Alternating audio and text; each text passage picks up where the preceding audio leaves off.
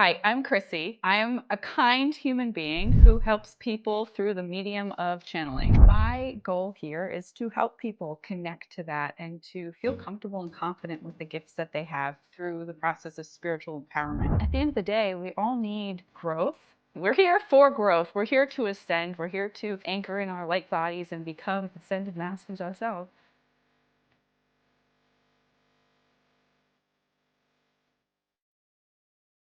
Cool. Welcome, Krissy. This is man, you and I have a history in terms of at least trying to get on a podcast. It's been a few months. So I'm happy that you're finally here. Rachel and I are big fans of your content, of your page, just of you in general.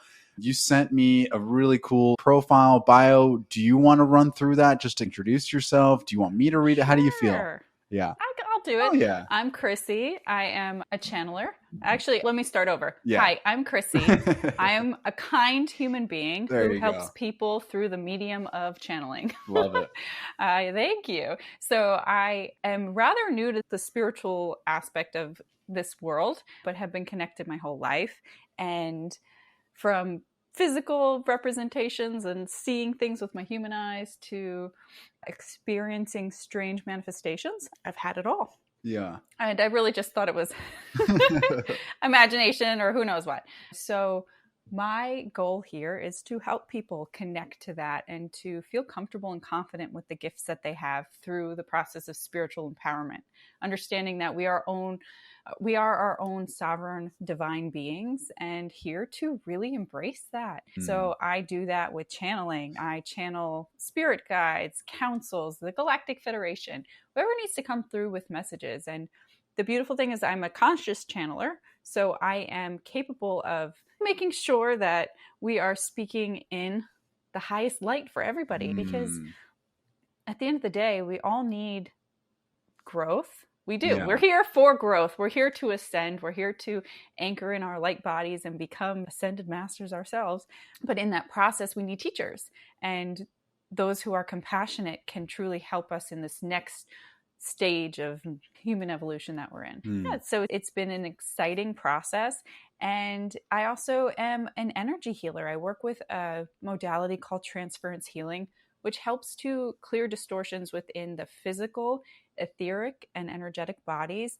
It's a seventh dimensional healing frequency, and it helps to anchor in the light body so people can truly become that ascended version, because spirituality and ascension and this whole process is about growth, becoming, and evolving. So it's a cool healing modality. I love it. It's magical. I love that too. Thanks for the intro. I'm curious about that too. Like we had I guess what's the word for it? Like another channeler too on this podcast the other week. I'm just curious, how did you come across that? Like you said, I've got some visions or things came to me through the day and I thought I was going crazy. Like you didn't know how to differentiate that between like legitimate otherworldly messages. What was the dividing line for you? How do you make that distinction and what kind of thrust you into that world, I guess? It's such an interesting process because so much of my life I thought I had mental illness. I thought I had schizophrenia or I was bipolar. There was a long time where I was like, I am bipolar. I must be bipolar. That's it. I am like split personality, like different people, different things. Like it was confusing and it was hard. And I dealt with it with self-medication. I drank a lot. So I'm now sober, which is fabulous. Congrats. And it allows me to really be able to distinguish what is mine, what is dark energy, what is like positive, what is for my benefit, what is really here to help me in this life. So in that wild ride of, I maintained a life, right? Like I graduated from an Ivy League school. I held a job for years. I did all of these things, but in that underneath it, you don't realize it. So you don't realize what people are really going through underneath it all. So then I had a family and then I had a marriage that wasn't that great. And so all of these things kept bubbling up and I was experiencing physical symptoms, right? So I was starting to at this point I was sober still, and the walls were moving and I was seeing spots everywhere. I was at the eye doctor multiple times because I was getting like these blurry vision and seeing things in the sky. Oh, wow. But there was nothing in my head because I had shut it off so much. There was nothing in my head saying, "Oh, this is spirit. This is somebody talking to me." Because the way mediums are portrayed online or in TV is that, "Oh, you have a spirit standing behind you and I can see it." That's not how it was for me at all. It was an interesting process. I would experience things at night. I spent much of my life suffering something called hypnopompic hallucinations, which is when like you fall asleep and all of a sudden upon waking up, you see something.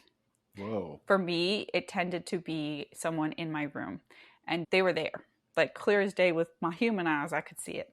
And it was terrifying. Sometimes the ceiling would collapse in on me. There'd be a spider. I was being abducted. All of these random things were happening. And I never really knew what it was. Like yeah. Half wake, half dream state. That's terrifying. Yeah.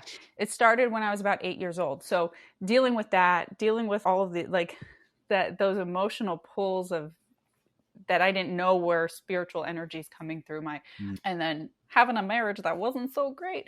It all added stress on top of it. So by the end of it, like, I wasn't sleeping. I was astral projecting. I know that now. And every time I would snap back into my body, I would think I was dying, basically, or I had just died. So it was like 10 times a night, sometimes 20 times, like all of these really challenging experiences. There was no one standing in front of me talking. Like they say in the movies. Yeah. Right. So it was a process to figure it out. That was a long way to get to. I went on medication. I went on an SSRI. I reset my brain chemistry. And once I got off of it, they were like, let's do it quietly and gently this time. Right? And so my grandma came in, and it was a beautiful experience. Wow. And I had chills because I wasn't hearing. I had shut down so much of the voices that had been in my head my whole life. In high school, I used to be like, I wish someone could hear what's going on in my head. It's so funny. Part of why I like talking about this story is because I think we have in society created this idea of what connection to spirit is. And that is a medium who can see dead people. But there are a huge range of like a giant gamut of what it can actually be when you're connecting to spirit. And so much of it becomes a knowing, especially for people who have shut it off throughout their life. They have a knowing that is innate within them, that like their gifts have aligned into that. So after the whole traumatic wild ride, I realized, oh my gosh, I'm doing something. I'm connecting. Someone finally told me I was a channeler. I've been channeling for about a year and a few months. So it has been without the fear and the friction of trying to fight it and simply allowing it. I have been able to really tap in and tune into what's coming through. Most of it comes in a form of knowing. A lot of times that knowing can beget images. If I tell you your spirit guide's with you, or this counsel is coming through, I say, what counsel is it? Okay, show me. And you can parse through it and feel it. Eventually, when you start working with enough of the same energies over and over, I feel who it is. And I'm like, oh, they have a message for me. What is it? And then just drop in and it comes out. So it's an interesting process. The beautiful thing is that everybody channels in different ways, like musicians channel, ballet dancers channel, actors channel, you guys both channel. It's just a matter of when you're allowing it through, what do you allow through? How is it working? Technically, what I do is called possession in some religious circles. But for me, it has been the most transformative thing I could do because, as I mentioned, like I've only been doing this for about a year and a few months. I am in the process of leaving my full-time job that I've been in because I have allowed myself to really embrace that aspect of divine will and okay, this is what I'm here for, give it to me. And so it's been a process. Man, I really appreciate that story. I literally got chills as you were telling me that. And I think so many people resonate with this too, because clearly now you've found a gift, you found your strength, and you're using that with people, you're sharing that with the world. But there was such a big part of your life, such a big timeline or time frame where it didn't feel like a gift. Probably it felt like a curse. It felt like the opposite end of that spectrum, that sword, whatever it's called. And you're trying to find ways to deal with it, and something's wrong with me, and I'm broken, and I'm just defective as a human. And maybe you had to use some tools and find new modalities, new methods to calm it down, or just get your mind and spirit and body in a place where you can accept and absorb what was coming through and like slow it down, is what it felt like, what it sounds like, which is true for so many of us. The world and things just come at us so quickly. So all these modalities, yoga, meditation, they're just tools to slow things down. And it sounds like you're able to do that, get into that slow, calm, centered place. And now you're just channeling and using this tool to help people, which I love. That's like the hero's journey. That's like the story we all wish to aspire to. Yeah. Really appreciate that. I don't know if you got questions. I'm curious specifically. Like, I want to know, because I haven't done like a 7th dimensional healing. We've done some like Reiki and energy healing stuff, but I'm curious what that looks like, what the patients or customers or clients feel like after a session. I don't know. I think that's something cool to learn about. I'm actually curious of that, but also sitting here with us, do you get anything, or is it something you call upon, or you know what I mean? Oh, is there like an active message, you mean? Yeah. Oh, like wow. Sitting here, feeling like maybe we can. Oh, yeah. Oh, yeah, I can totally do. What do you want? What should we do first? Or Let's do the healing thing, because I think after we do the healing, hey, come on the podcast and give us a free session. Hey, why not? Yes, for sure. Let's do the healing, and then we'll do the, because I have a feeling what's going to end up happening. They're like, you don't have a feeling, you just know. Right. I'm probably going to channel for a little bit for you guys, and you guys we can call in something that you want to talk to, and you guys can interview them. I love it. We're all channeling to some degree anyways, aren't we? My number 1113. Yeah, there you go. See? Yeah. We got a little timer behind you showing her favorite numbers. It's like everything's just coming through. It's a number I see everywhere. Yeah. Everything's just coming through right now. This is great. Yeah. It's perfect. Synchronicities. So talk about synchronicities. I found this very early on when I woke up, this healing modality.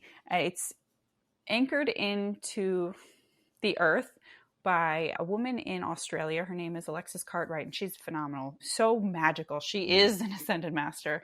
And it's anchored in with Enoch, Melchizedek, and Metatron.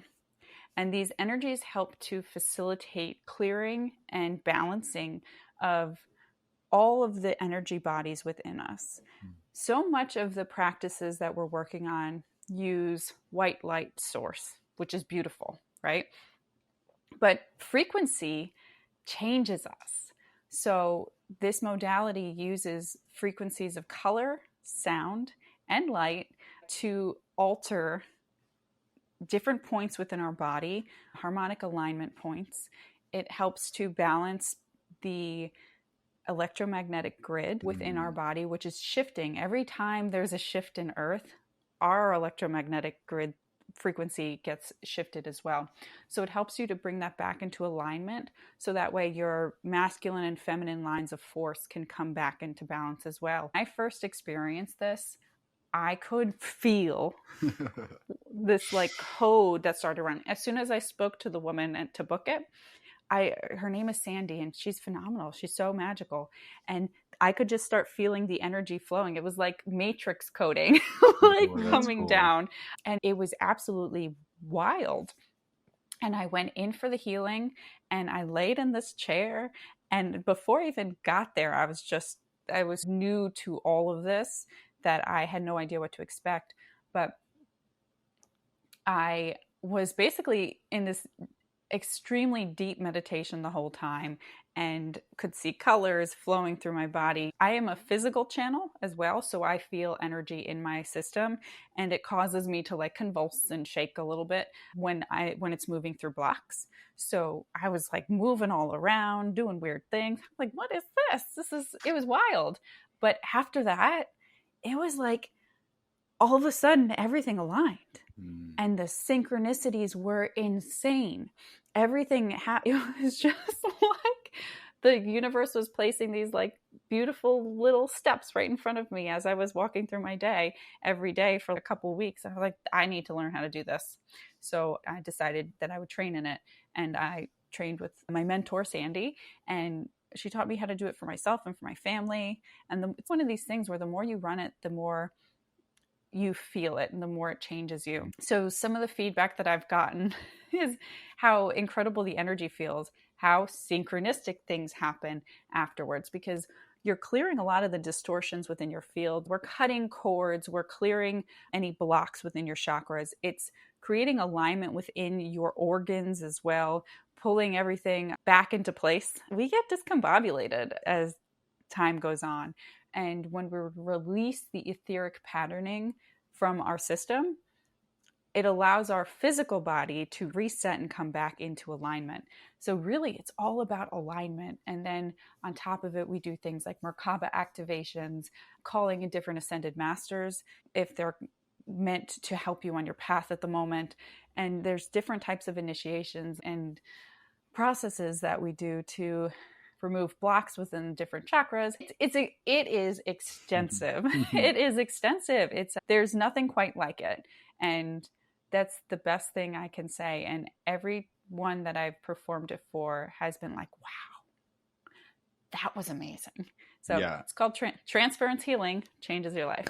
Honestly, the more my life. talking about it, the more I want to try it. And then Merkava too, that's like speaking my language. It's sacred geometry and Kabbalah and all that kind of stuff. And it's Hebrew too. So got two Israelis in the room, which is great. It's beautiful. Yeah, we use a lot of sacred geometry, and I could keep going on this. But yes, part of it is integrated. We integrate sacred geometry into different procedures that help to activate your third eye or your solar plexus and to call things back.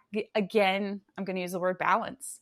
So much of it is about finding balance within, and this helps you come back into balance so that you can deal with the human aspect of it, right? You have to deal with the thoughts and the clearing of that stuff. But when this is all in balance, we can deal with the shadow. We can move forward on our path, accept divine will and our higher self into our body so that we can really keep plowing forward on our missions. Yeah, that resonates with me. I think the reason we try to get ourselves in balance, because as we go through days in our lives, there are things that try to throw us off balance.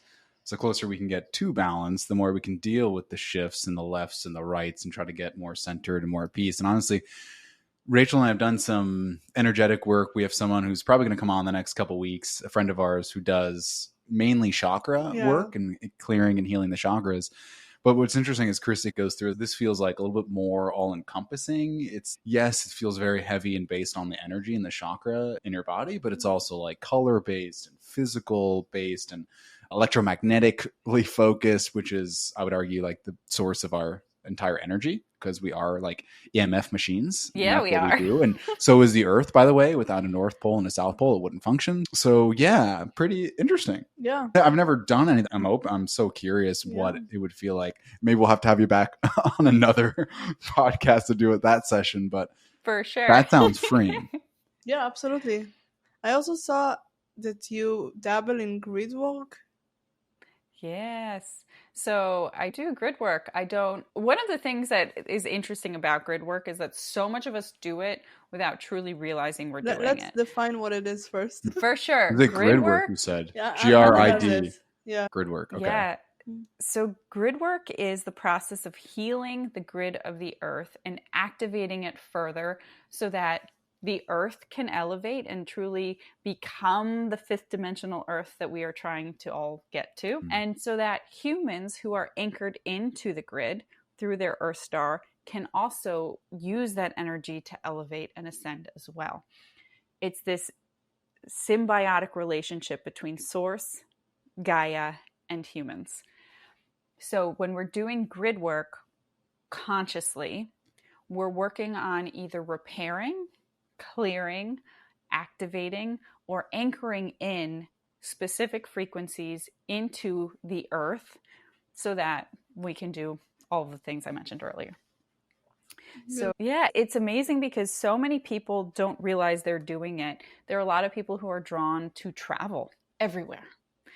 They're grid workers. right? They are taking the energy. They're very high vibrational. They need to move around. They have to go somewhere. Feels like they have wanderlust. It's really being called to different Interesting. places so that they can heal energy in those places, so that they can help to transmute it. Because we are, as you said, Jonathan, we are these EMF machines. What do EMF machines do? They can transmute energy. When we have a lot of positive energy that's very high vibrational, we can go into a lower density place, a place that isn't quite as, I'm going to use the word healed energetically in a location, and we can elevate that. So that's what a lot of these grid workers, these people with wanderlust, do. They're going around and they're working without realizing it. They're just, their passion, they came here with a passion to travel and to see sacred sites, to become activated themselves, then go to places like Hawaii to heal the grid, then go to places in the south here that are, the grid is very broken, to travel to these different areas to both be activated and to clear. It's incredible. When we're consciously doing grid work, we are using the grid, and you can do grid work in multiple ways. You can do it by healing with the intention of basically repairing what is in there. So you're calling in energy. You might be moving it around to heal and seal things. You could be working with elementals or other cosmic energies to help anchor that in as well. It's usually with an intention. And then we can also be activating different things, activating and anchoring in new energies. That's what a lot of people who are consciously doing grid work are doing. We are pulling in Pleiadian energy to allow it to flow through and turn different parts on, allow the energy to become whole again. We can go down rabbit holes of who we are, where we came from, where the earth came from, the process of becoming solid crystalline structure.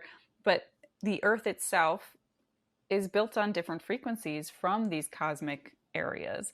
Pulling that energy in to help rebuild the crystalline structures can be really healing and activating. And ultimately, then what happens is we start elevating everybody whose earth star is connected to that grid.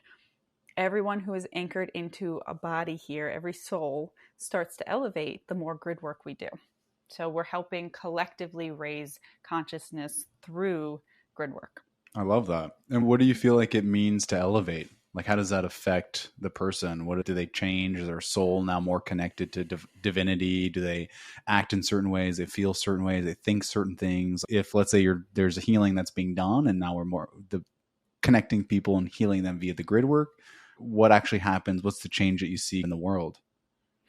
I'm going to channel for this one. Okay, yeah, let's do it. I'm going to channel the. Here we go. We got a live action channeling. We're gonna channel the Council of Light. They work closely with the Galactic Federation, whatever kind of energies and entities you'd like to think of in terms of that, basically to help Earth and humanity ascend.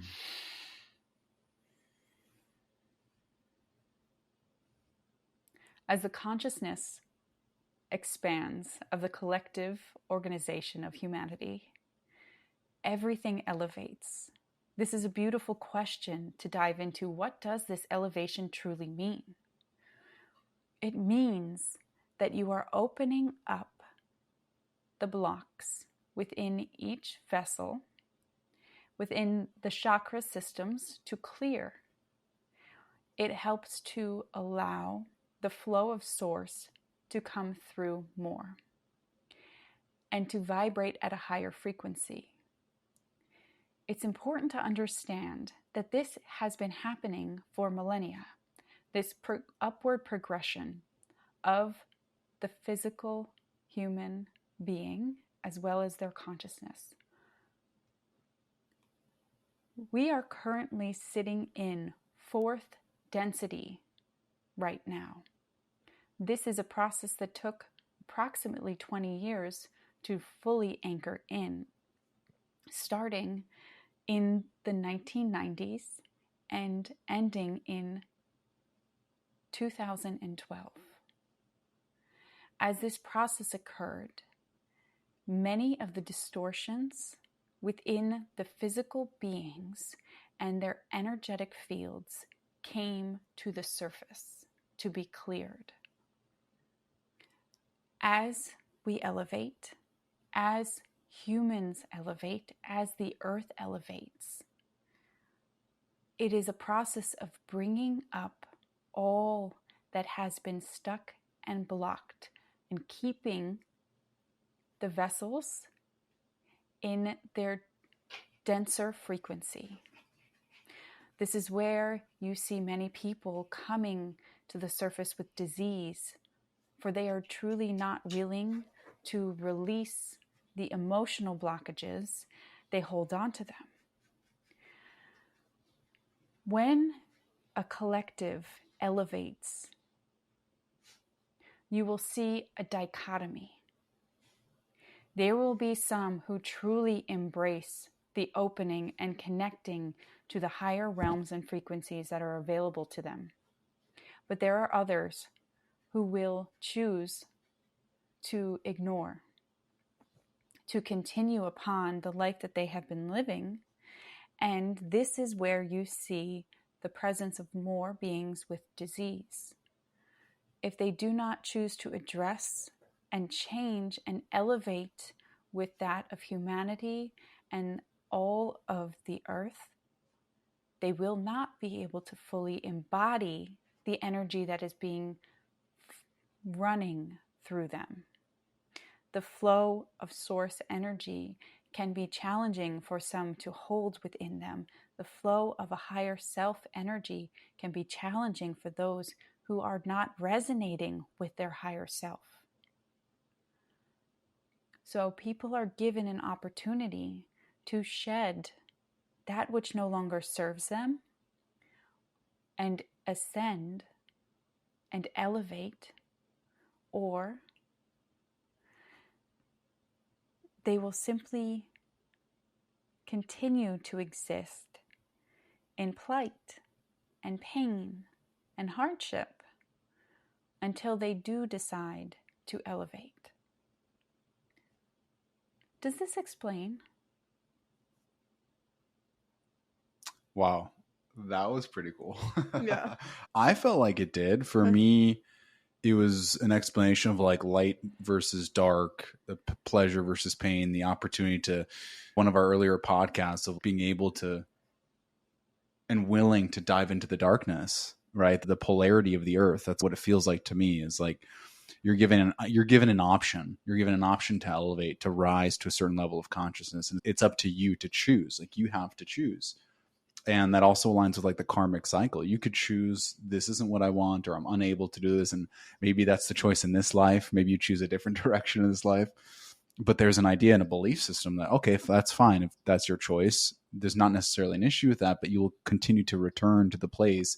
You'll be challenged to rise ultimately. And so that's what I got from that, is like the energy is coming and it's up to you to tune in to that light. And if not, that's okay, but it will keep coming to you and challenging you until you choose to do so. Yeah. For me, it meets me is basically that everyone's waking up, and I feel it. Like I feel it with everyone around me. And when I wake up, then things shift around me, and it brings me closer to people that are also in that path. And so it's something that we all need to do as a collective, but it really starts from us being open to ascend, elevate, etc. Yeah. So that was really, it was really, I could really feel like something is speaking through you. And got me very curious. I want a message. That's, by the way, that's Rachel's best word to use. When she's really curious, that means you're on the right path. This is great. Perfect. This is Okay. very exciting. Yeah. All right. You would like, I would happily give you a message, Rachel. Yes, I'm going to channel your spirit guides, okay? Please, yes.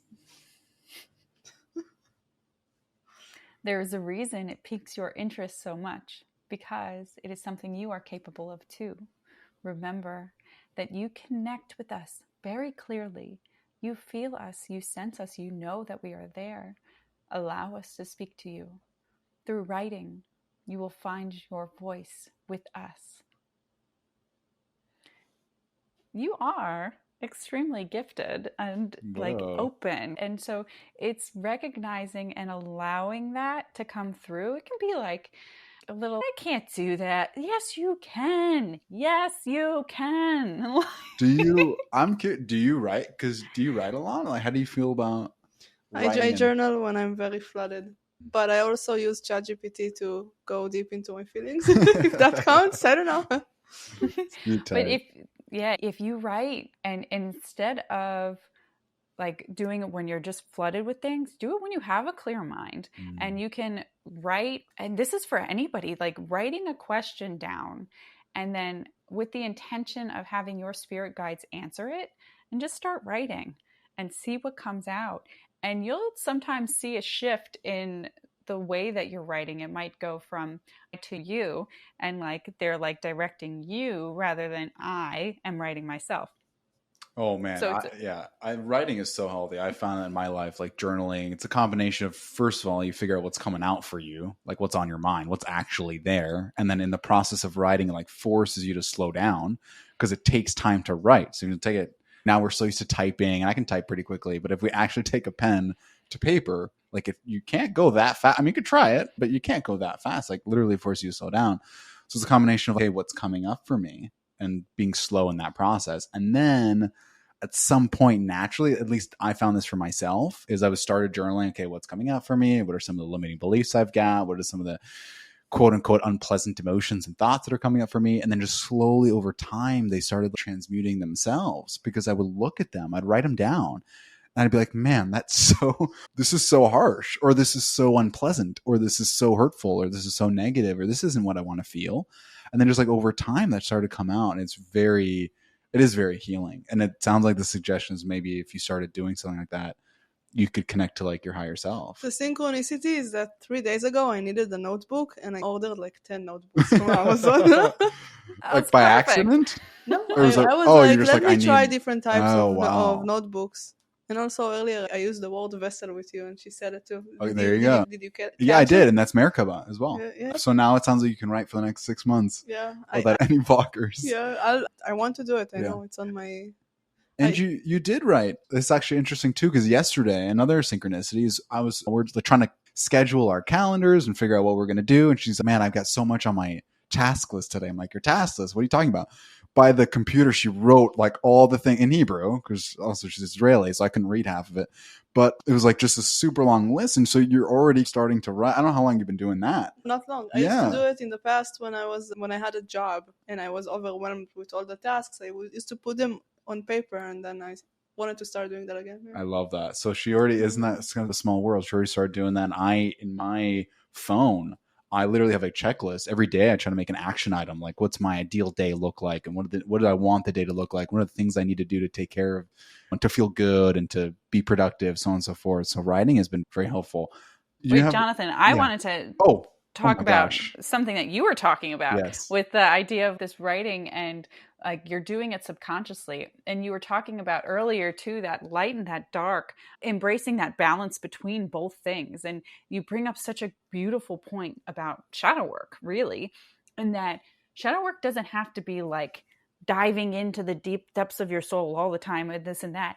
You can, with that writing, like you can really clear a lot of things through the process of writing. So I love that, like wrapping it all together. So spoken like someone who's really taken a dive into all things. Like, so it's beautiful. Thank you for bringing that pointing that process out, because it's huge. It's great for people to know that just simply the act of writing can be a transmuting force in all of it. Yeah, I appreciate that. I think the healing journey, honestly, can be super overwhelming for so many people. I found that for myself because there's so many modalities now, and I'm still on this train because I did just get a cold plunge. And I'm so excited about adding that to my routine. So I do have a very healing routine. I'm going to admit to that. But it's overwhelming. There's all these different modalities. And sometimes you can do simple things to your day, like 5 minutes of journaling in the morning or 5 minutes of journaling at night. When I got into like inner child work and doing some of this subconscious healing, we talked about this. I think it was like episode 6 or 7. I don't know. I can't remember the episode numbers. But it was so fascinating because when you talk to yourself and you write on a piece of paper, let's say your dominant hand, your right hand dominant, So you write to yourself, and yes, it slows you down, and it's a great form, but sometimes it also confuses you because we don't have our own specific style. But if you use your non-dominant hand, what's really interesting is like literally speaks to your subconscious brain. And when you write, it looks like, ironically, a child is writing. So when I was doing my inner child work, I was using my left hand. I was writing to myself. It was very interesting because it was like the child version of me was speaking to me, and it like threw me for a loop. And it was like I was in a very meditative state for an hour and a half doing this, because it takes you a long time. If you're writing with your dominant hand, it still takes you a while. But if you're writing with non-dominant hand, like you're writing like a third grader, it looks very strange, and you're like trying to get in the lines, and it like takes and you have all these thoughts, and you're like trying to get them out, and it forces you to really slow down. But then you look at it and you're like, wow, first of all, I'm speaking to myself from my subconscious, and then I'm reading it like it's actually another child speaking. This was like a huge takeaway for me, because I looked at the page and it was like, this was another child speaking to me. And some of the things it was saying was like, my inner child was speaking about some of the pain it endured. It was speaking about some of the desires it had, some of the wishes it had, some of the things it wished he didn't have to go through it. I keep calling it, you didn't have to go through. And it was like, I viewed that as just another kid. And in my conscious brain, then I'm like, I don't want another kid to have to feel that way. I would never want another person or child to have to go through something like that or feel a certain way. So it brings like a whole nother level of empathy doing that. So I know it sounds, what's the word? Magical? Like a tchotchke. Yeah. What's the word? Magical. Okay, magical. That's a good word. I was going to use a less attractive word, but sometimes it sounds boring or mundane. Okay, here's another thing to do for my healing journey. Let me just write in my book and see what comes up. And I'm telling you, it's like really transformative. So I appreciate you channeling that for Rachel, because I think it resonates for me, and I think it probably resonates for a lot of people listening. I appreciate it too. Thank you so much. Yeah, I'm back and forth about it, but I should probably make it a daily practice for sure. If the guides say so, I'm gonna do it. If the guides say so. I have another question. Are you cool moving on? Yeah, absolutely. Moving on a little bit from this. Okay, Yeah. I have a question a little bit less, maybe like energetically and channeling wise, but this is coming up for us now a lot because we're having a lot of dating conversations. We're having a lot of relationship dialogue, and Rachel's got her own stories going on. I've got my own stories going on. And you had a reel or post, I can't remember how long ago this was, but again, I follow your stuff all the time. But you had a reel talking about, I'm going to quote, how do you express love without saying I love you?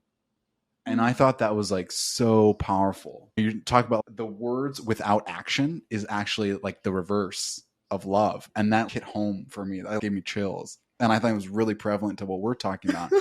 And because when you meet someone or you start dating somebody, and I'm not saying this is happening for either one of us, and I'll let Rachel dig into whatever she wants on that side, but it's so true. Like not just when you first meet someone, but when you've known someone for years or decades, like sometimes you can use the right words, but like seeing what someone's doing after those words, either in spite of those words or with those words. Because you could have someone in your life that you know cares so much about you and will do anything for you because they have, and they're not necessarily saying I love you every day or saying specific things that will make you feel good, but you just know in your soul and your being that they care for you because they're doing the things.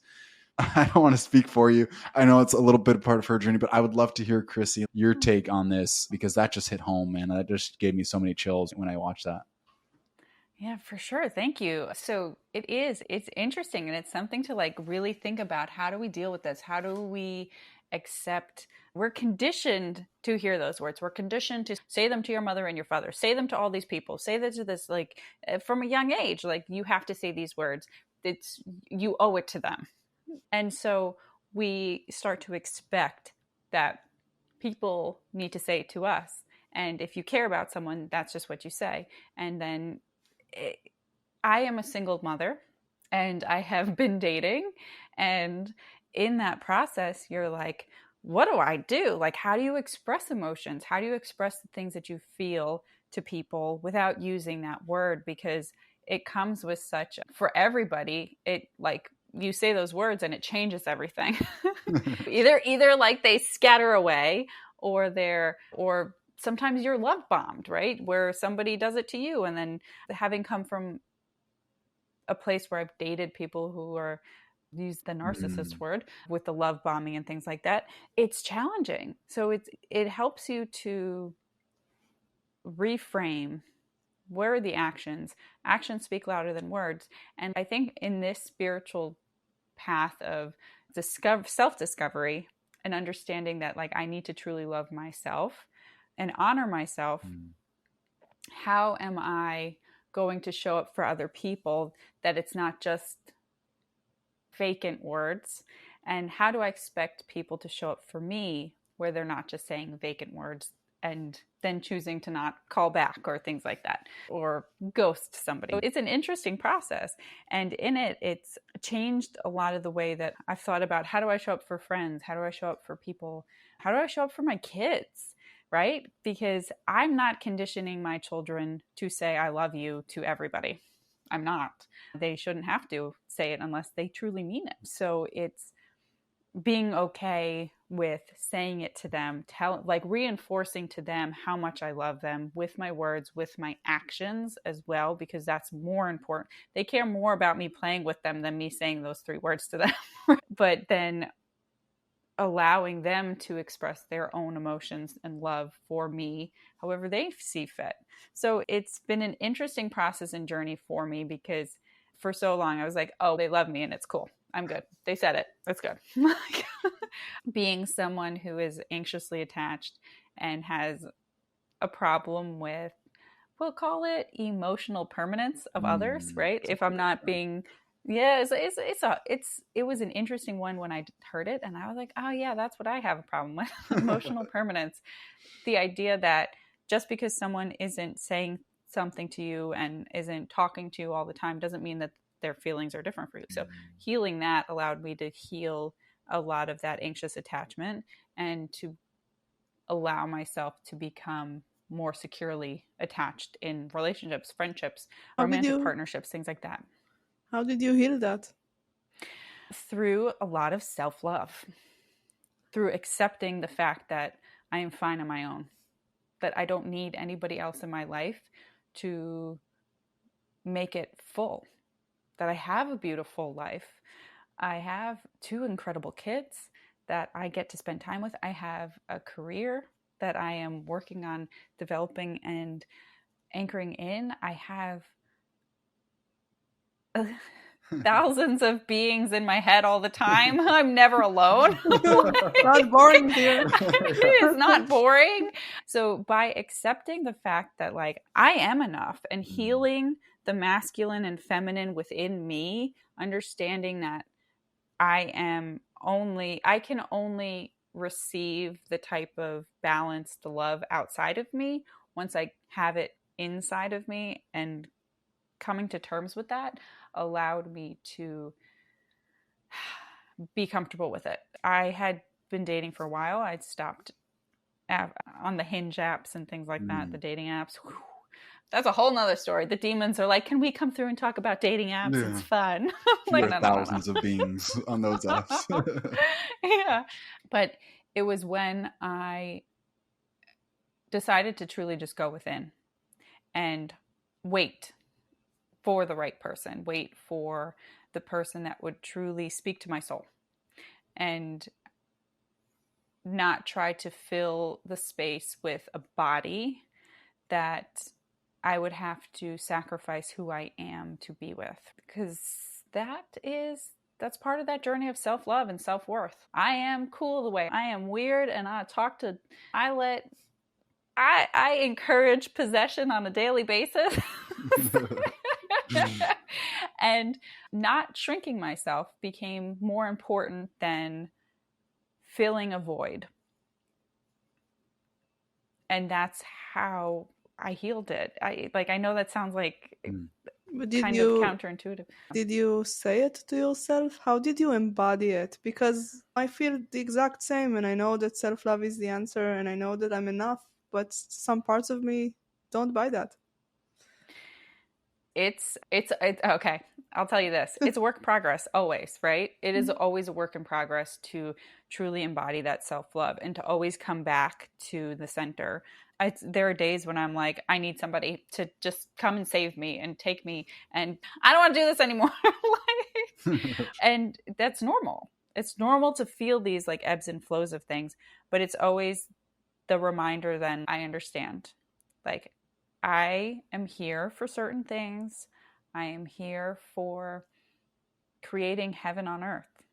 And I understand that. And I understand that no matter what happens to me, I'm being moved in the direction towards towards love, towards opening love, towards heaven on earth, towards all of these beautiful things. And I'm just on my way to it. You legit And have to go through hell to get to heaven. Like, legit. yeah. Yeah. And accept it's a lot of literally like standing in the mirror and being like, I love the way I look. This is awesome. Even if you get to the point where you're like, okay, this is great. I'm happy with this. I'm happy with me. I'm happy with me. And it takes time because so much of it is I struggled with shame a lot in my life. A lot of shame around sexuality, around just being different than other people. And healing that and being comfortable with myself, being comfortable with the fact that I'd like to have fun. That's okay. It's okay. And so it's starting to do that shadow work, loving all of the parts of you, because a lot of times I have found that, especially like when I'm on the verge of having something bubble up from a shadow that I need to clear, I will start to go look outside for somebody to love me, where I have to remind myself, no, you have to look at that. You have to love that part of you too.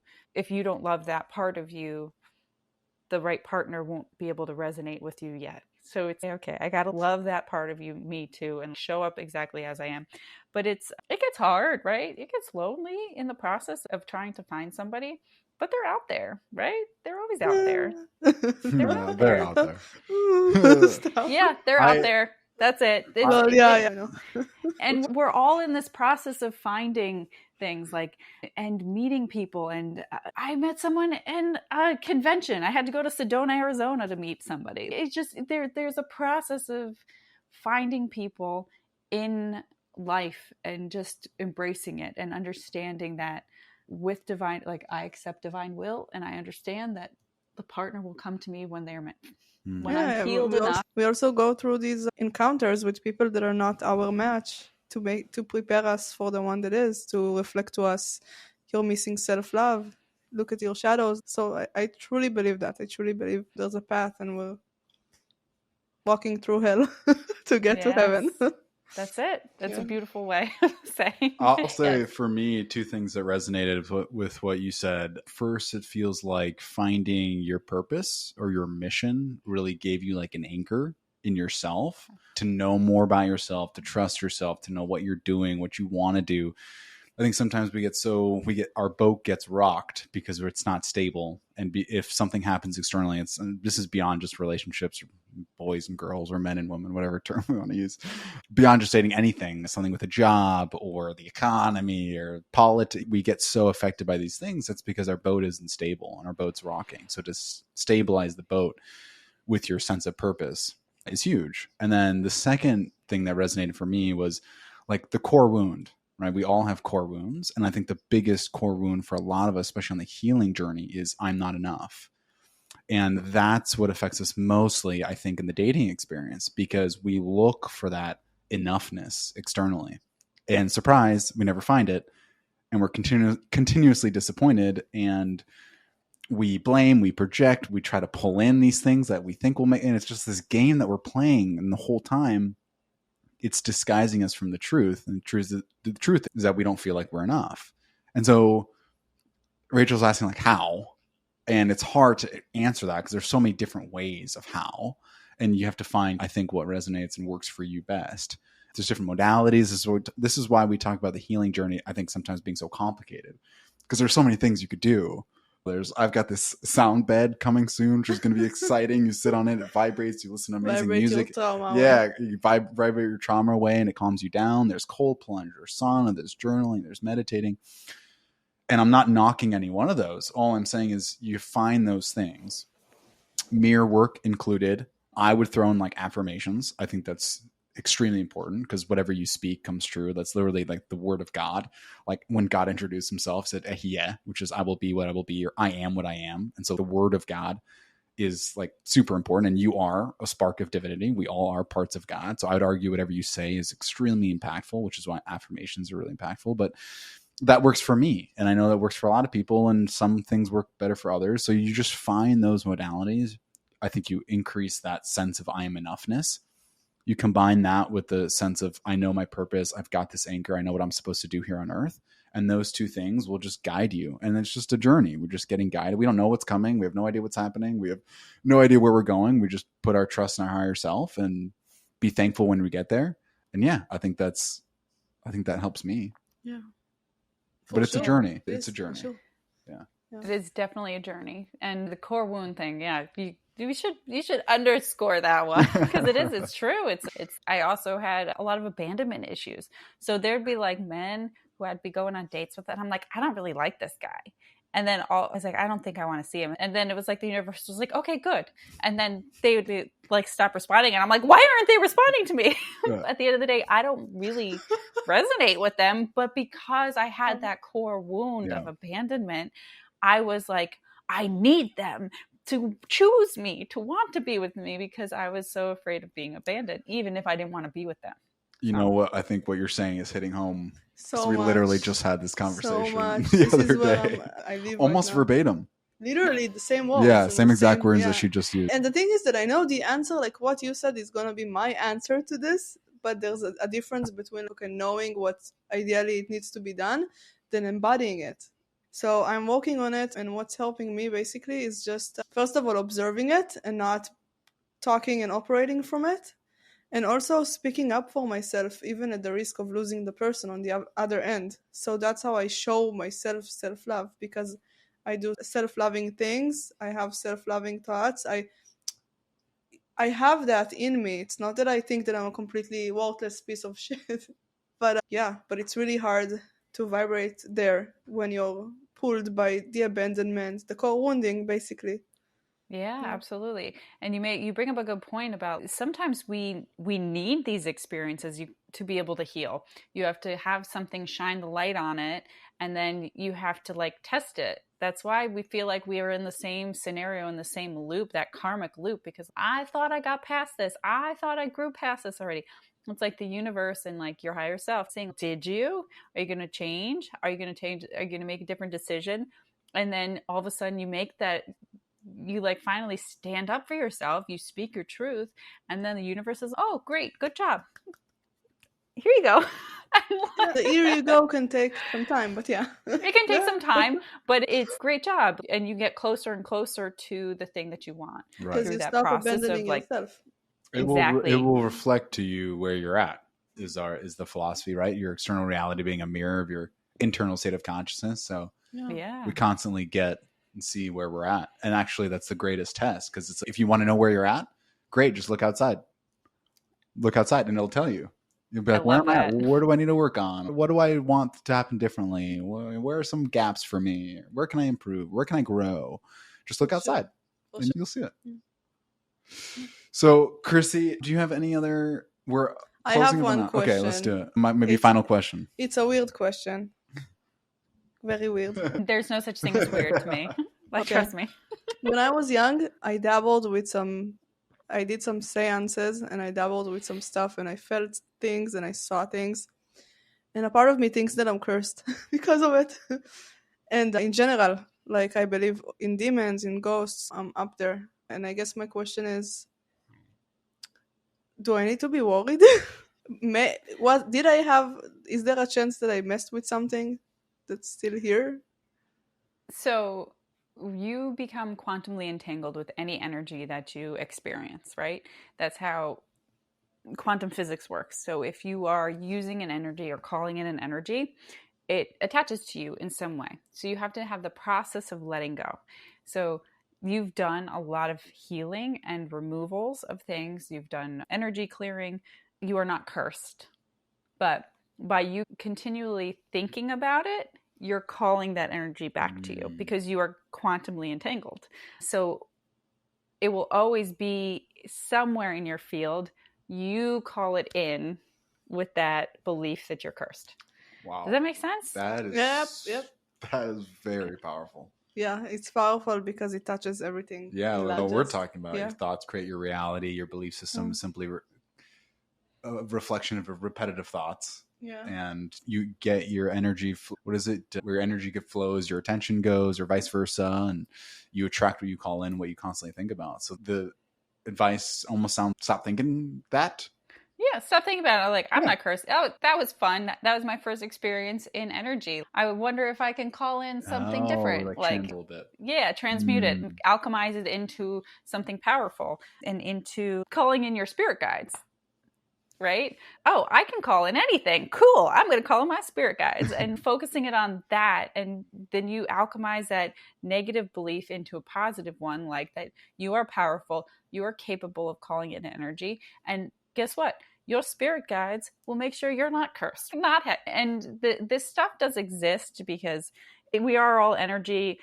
I think of it as flies on a windshield, like black magic, like these things, like they get caught on you and like you can just flick it off if it doesn't bother you. If my belief is that if somebody puts black magic on me or uses something negative and sends something negative to me, if I think that can truly affect me and keep me from succeeding, then it will.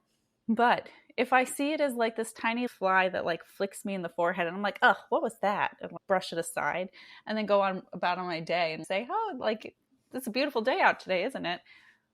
It hasn't, like, I've experienced it, I've let it go and move forward. That's it. So you are what you make of it. Dang. Beautiful. That's the tagline for today, I think. Alchemize it. Yeah. Alchemize it. Alchemize it. Last question would be for our listeners, where they can reach out. How can they find you?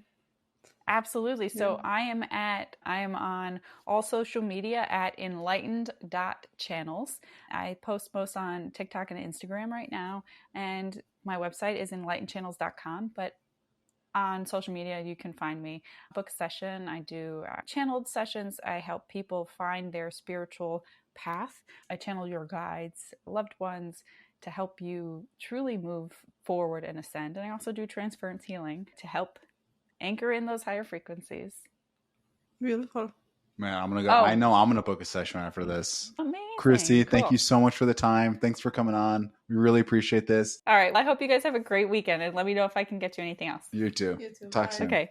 Bye.